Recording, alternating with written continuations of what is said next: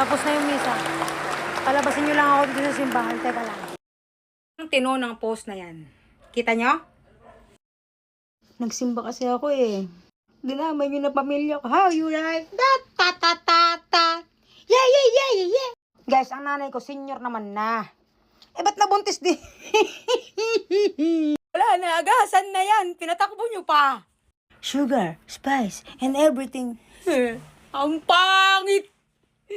Dapat green ako, tomboy ako eh. Di ba si Butter ka?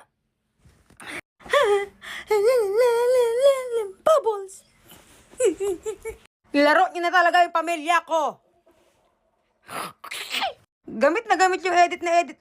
Ay, tinan niyo si Belle. Bungal na si Belle.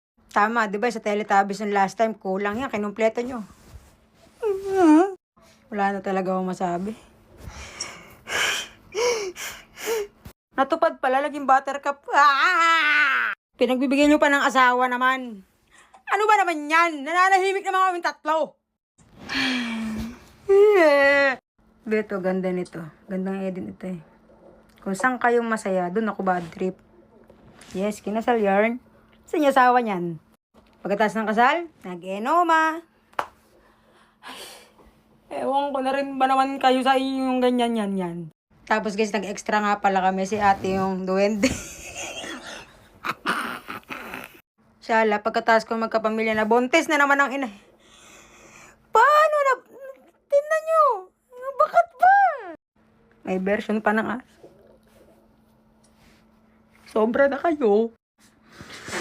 Alvin and the Chipmunks. Nice, nice. Alam niyo, ako nalang nilagay nyo kay Anger. Nandito pa, Joy pa ako dito, Anger. Tita Jo!